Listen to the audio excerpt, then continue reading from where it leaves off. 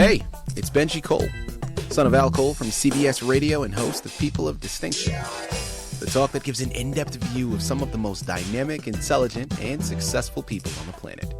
Run to our website, peopleofdistinction.org for more info, or you can always email me directly at benji@alcoleenterprises.com. And on the line with us today, we have Jacques R. Roy. We're going to be discussing his amazing memoir, Don't Quit, Don't Cry, after 25,000 weekends. And it's available for purchase through Amazon as well as barnesandnoble.com. And before we go any further, I want to quickly take an opportunity and point out that Jacques was brought to our network, People of Distinction, today by one of the best publishers in the business, Author Reputation Press. So listen, if you're a writer out there and you have a creation that you need help moving, I'm going to give you some fantastic advice you're going to want to take advantage of. Head on over to authorreputationpress.com today and see how they can help you. I'm telling you, they're one of the best in the business to do it. They specialize in taking your literary creation to the next level. So head on over to that site, authorreputationpress.com today, and gather all of the ways that they'll be able to assist in your creative endeavors. And listen, it is an absolute pleasure to have Jacques here on the line. And don't take my word for it. Take Jacques, because he's lived it. It's his words. It's his world. And he's going to be able to articulate it for us much better than I ever could. Jacques, first and foremost, welcome to People of Distinction, and thank you very much for being a guest. How are you doing today? I'm doing well. So pleased to be here. Absolutely. Well, listen, the pleasure is all ours, and we're thoroughly looking forward to this. I think what you're embarking upon is something special. I think it's something that a lot of people have at least somewhat heard of when we're talking about apartheid in Southern Africa. And, you know, we've heard glimpses for the most part, but no one, or at least not many, have lived it in the same way that you have, Jacques. So it is a true pleasure. Now, I want to learn more about your background, but this is a memoir, so I know if we cover the book and your background, they're all going to tie into each other anyway. So, Jacques, without further ado, let's jump right in. Don't quit, don't cry. After 25,000 weekends, tell us a little bit more about your narrative. You know, after 25,000 weekends, the Angolans finally kicked out the Portuguese. And because the Portuguese had arrived in 1421, and after, you know, those 25,000 weekends, illiteracy was 99%, infant mortality at 60%, and age expectancy of 28. When I read those statistics back in the early 60s and started to really watch CBS News with Walter Cronkite, I began to see parallels between Southern Africa and Vietnam. And later on, as I read more and more, I said, Southern Africa will become 6 more Vietnams. That's unbelievable. So the idea was to kind of melt that into my personality, and what could I do? Because in 64, when they put Nelson Mandela on Robben Island with all his buddies, another thing, how in the hell can you put a person, because he wants to be free, he wants to have elections. So I went to East Africa, to Tanzania, to teach, undercover there to teach, and I met the children whose parents were incarcerated with Mandela. And when I asked them the questions, how may I help you? They said, well, you know what we are all about? I said, you bet. And I will help you. Just tell me what you want me to do. He said, for the time being, we don't have anything, but we are preparing something for you.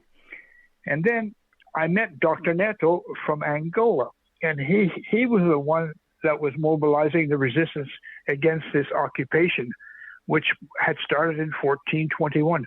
And the purpose of the occupation in Angola was that Angola became a colony, a country that only slaves would live there. So at age 3, you were separated from your mother and your family, and you were put into a colony for girls and or for boys.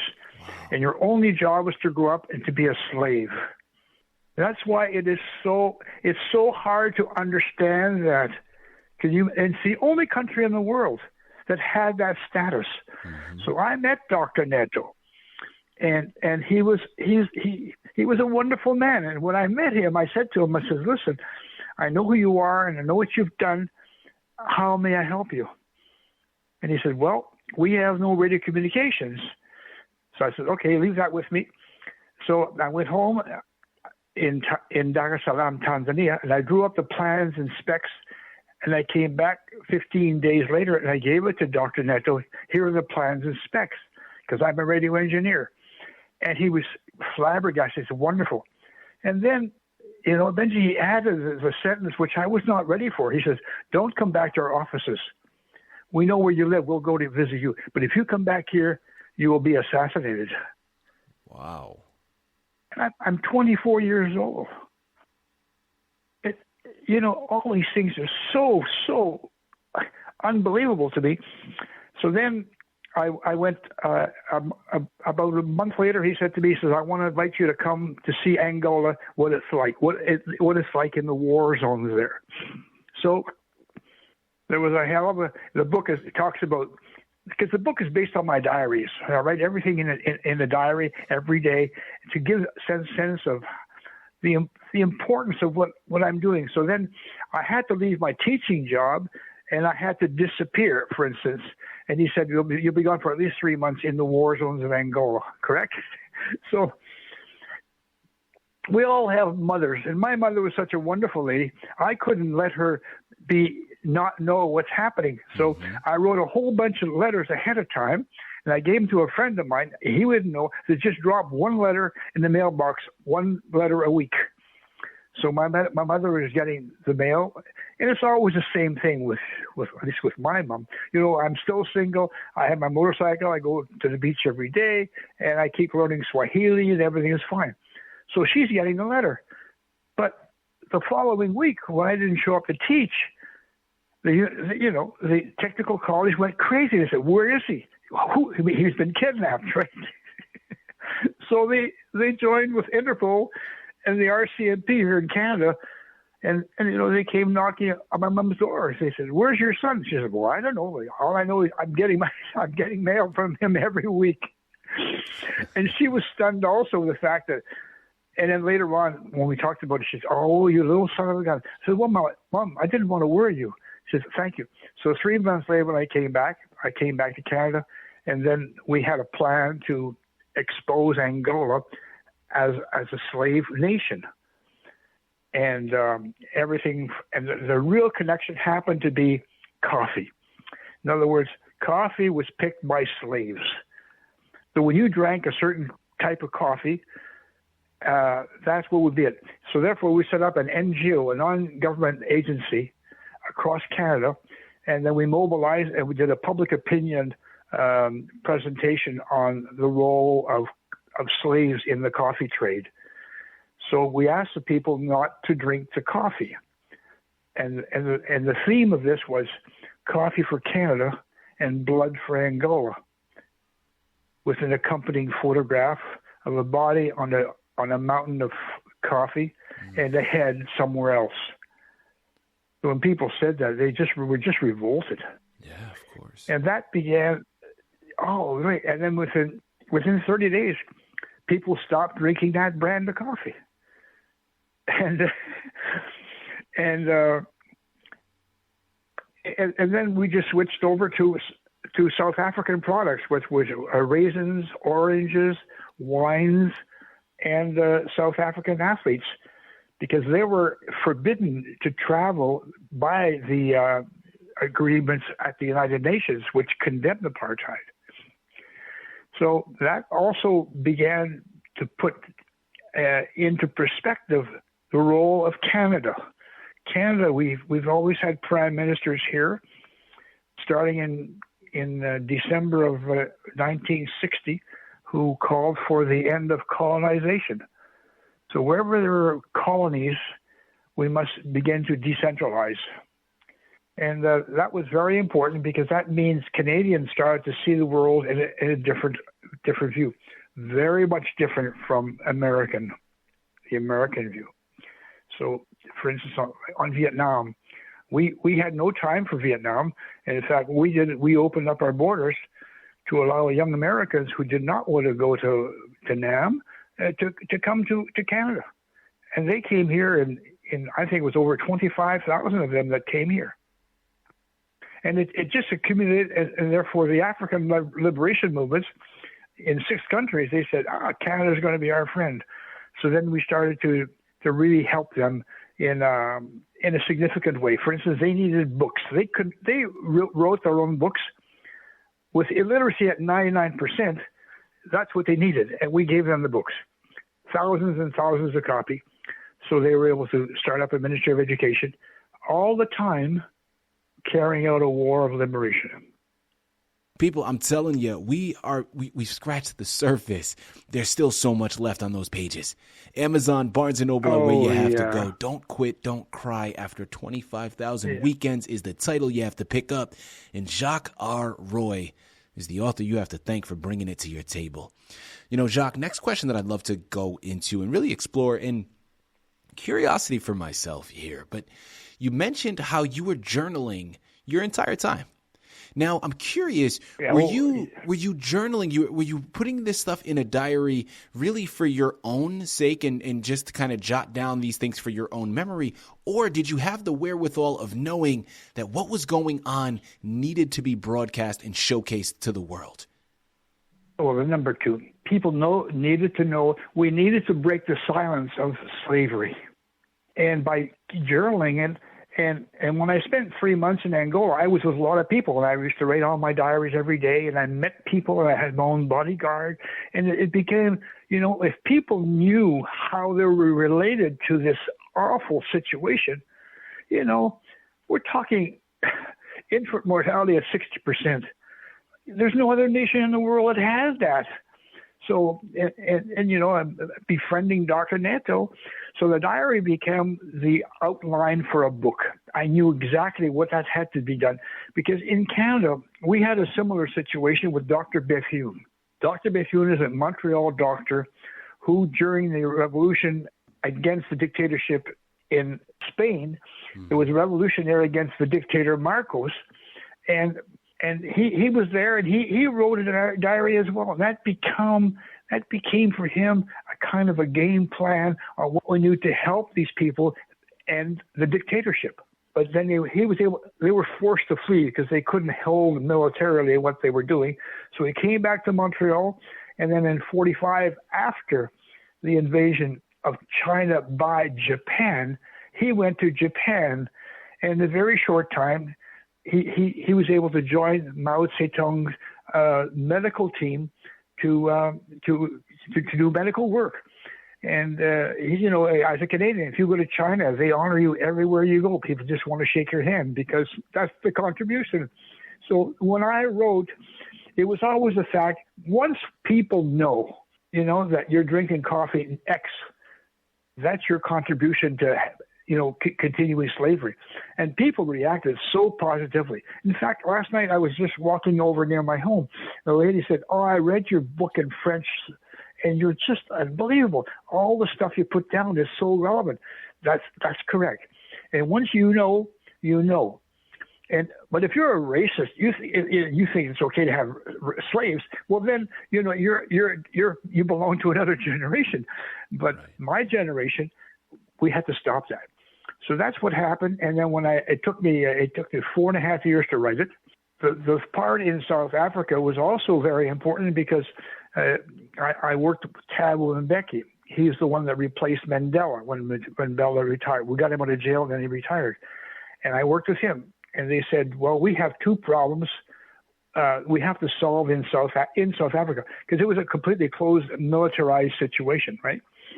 And so we had to go inside, and to go in, we had to have a cover. So we came up with the following cover, that we recruited a young lady here in Montreal, and she and I discussed how we would do this here. And very smart lady, because her father had been a pilot in the Second World War. And the idea, we came up with an arranged marriage where I would get a job teaching in Zambia. She would come over as my fiance. And then when we met the director of the school, he had come to Ottawa. He said to me, he said, you know, I'm so busy. Draft me up a contract.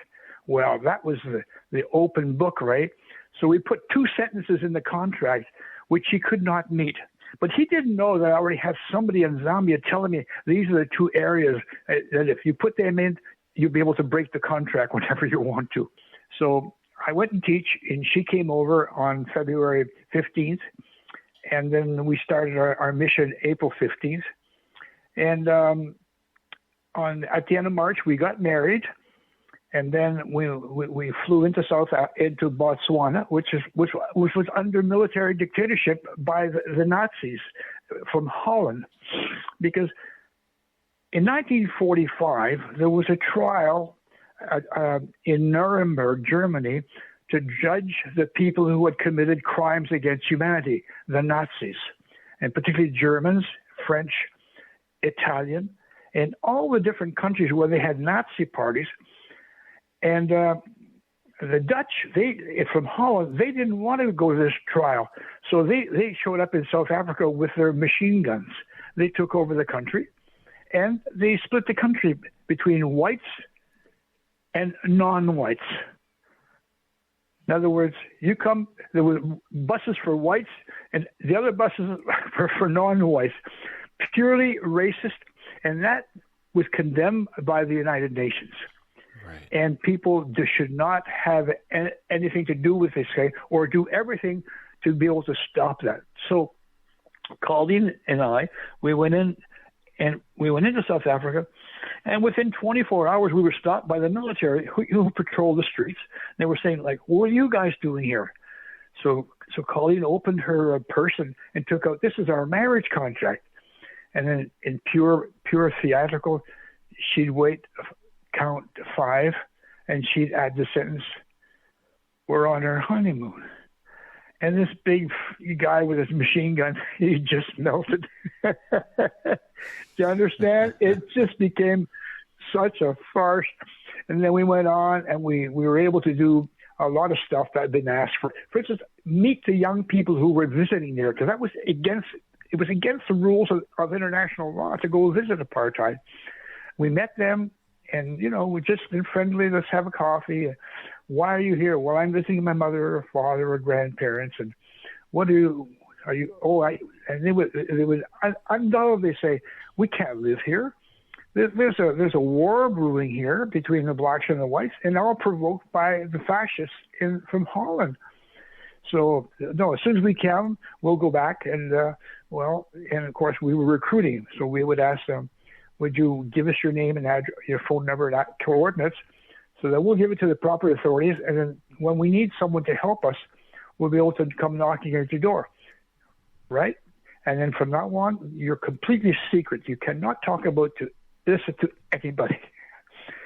So we did that, and then we came back into Zambia, and there's a scene there which was sort of so unreal. We came to the bridge that goes from Rhodesia into Zambia, crossing the Zambezi River. Well, there's this huge river down below. It's called the Zambezi River. 400 feet above, we had to cross this bridge. So I took Colleen's hand and I said, "Hold on." And she said, "Who's behind us?" I said, "Machine guns are pointed in our direction." Because, the Rhodesians, these white people in Rhodesia had taken over a country and declared unilateral declaration of independence. They didn't want anything to do with the Africans. Can you imagine? So we walked across the bridge, and we came closer to Zambia. I says, "Colleen, you can look in front of us." And here the Zambians, they were pointing their machine guns at us. Now you can see the real effect of a movie here, right? Absolutely. Listen, Jacques, that's what I'm saying. People, I started off the interview by saying it is clear how this can easily be depicted to the Hollywood and television screen. Now, by no means are we saying that the actions and everything that has happened is entertaining, right? Of course, it goes without saying that this is heartbreaking, right? This is traumatizing. And your work and what you and those amongst you did to really help alleviate so much pressure and liberate so many people is outstanding. I'm telling you, people, could we have selected a more perfect embodiment of a person of distinction? Like, it was to create the conditions, right? To create the conditions for people to think about what you're going to do. Because a lot of the whites that were there, they just came because everything's for free, right? Mm-hmm. You have free labor, and but they have to get used to the idea that, maybe it won't be like that. And the Africans were so smart, they used as little violence as possible, because they could have easily opened up their machine guns and really made a massacre of all the whites. Yeah. They didn't do that. They waited them out. In the meantime, Mandela's in jail. And you know what he's doing in jail? He's breaking rock and encouraging his buddies. What they would do, they have a big rock, like maybe 2 feet big, 2 feet round, and they would start breaking it. And I think by the time they got to Mandela, it was just a tiny pebble. So Mandela would just have to give a small knock with a hammer, and it would end the roll from from a big stone down to a little stone, and encourage, because they knew someday this would end. So the whole idea of what we were doing is we were giving the Africans what they wanted to know. And then we did a second mission. And that was a mission on how to bring weapons into South Africa. Because at a point where the Western world said, we have to help these guys, and particularly Canada, that was the position. We must help the liberation movements, not only with books and medical supplies, but with personnel and weapons. So we made a second trip into South Africa, and that was we drove in with a Volkswagen Combi. So we were camping, and part of the camping was to find areas where once we got the weapons in, we were a place to hide them, correct? And not us, we would have to figure out where these places were as tourists. But here is the real thing. We would fly in with small airplanes that were on a large ship on the Indian Ocean. They would fly them into Kruger Park. Kruger Park is an animal reserve. So we had to figure out when it was safe for them to come in and do an analysis.